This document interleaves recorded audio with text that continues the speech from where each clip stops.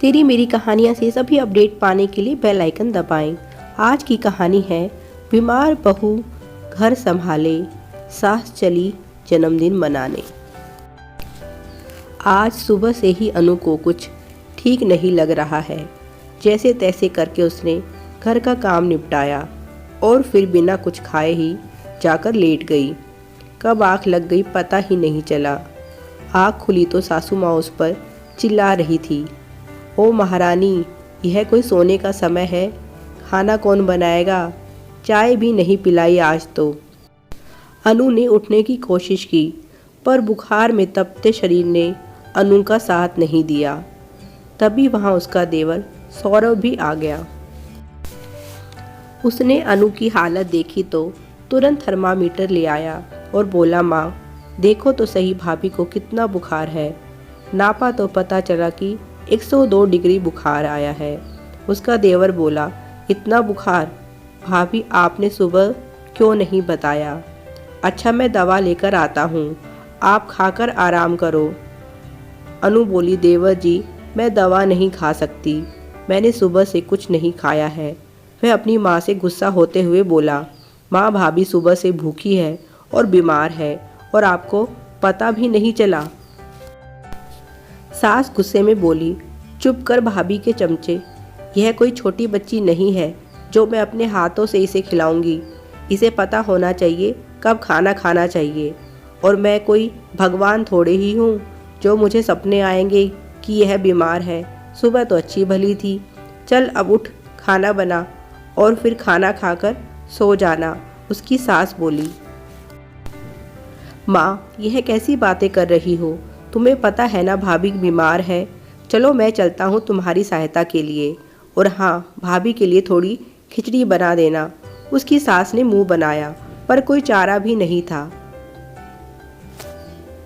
वह बड़बड़ाते हुए रसोई की तरफ चल दी।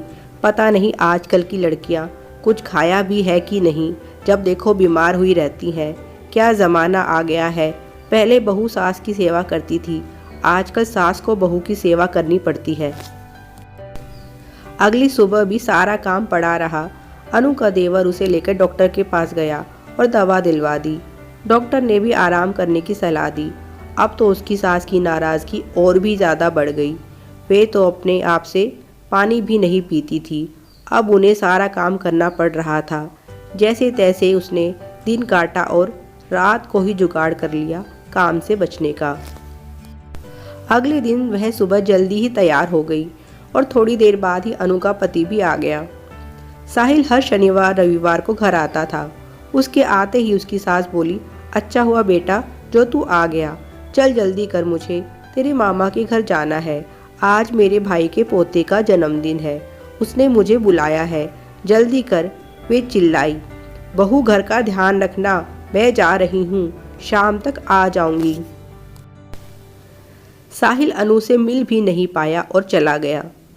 रात को साहिल अकेला ही घर वापस आया तो देखा सारा घर फैला पड़ा है। अनु के पास गया तो देखा वह बुखार में तप रही है। उसने उसके सर पर ठंडे पानी की पट्टियाँ रखी और खाने के लिए खिचड़ी चढ़ा दी। आज सौरभ भी घर पर नहीं है, वह अपने हॉस्टल वापस चला गया है। वह तो जा ही नहीं रहा था। अनु ने ही जिद करके उसे भेज दिया। देवर जी मैं अब ठीक हूँ, वैसे भी कल आपके भाई आ जाएंगे तो आप चिंता मत कीजिए, आप अब जाइए। सौरभ बोला, भाभी मैं सोमवार को चला जाऊंगा, तब तक आप भी अच्छी हो जाएंगी। पर अनु नहीं मानी और बोली, बेकार में अपनी पढ़ाई का नुकसान मत कीजिए, आप जाइए, मैं अब ठीक हूँ। सौरभ ने आज दिन में भी फ़ोन किया था। तब अनु ने झूठ बोला कि मैं अब ठीक हूँ। अनु कैसे कहे कि उसकी सास जन्मदिन मनाने गई हुई है और साथ में मेरे पति को भी ले गई, मैं घर में अकेली हूँ। साहिल ने अनु को खिचड़ी खिलाई और दवाई दी। तब उसे कुछ आराम हुआ।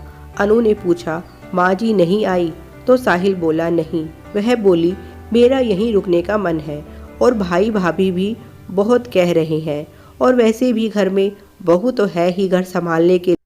आज कोई जन्मदिन नहीं था, जन्मदिन तो 3 दिन बाद है। अनु मायूस हो जाती है। उसे याद है जब उसके चाचा के लड़के की शादी थी। तब सिर्फ सरदर्द के कारण उसकी सास ने उसे शादी में नहीं जाने दिया था, और आज जब उसे उनकी ज़रूरत है तो वह कैसे बहाना बनाकर चली गई। साहिल भी सब समझ गया कि अनु क्या सोच रही है। वह बोला, मन क्यों छोटा करती हो, मैं हूं ना तुम्हारे साथ, और उसे बाहों में भर लेता है। अनु की आंखों में आंसू बहने लगते हैं। Please like, share and subscribe. Thanks for watching.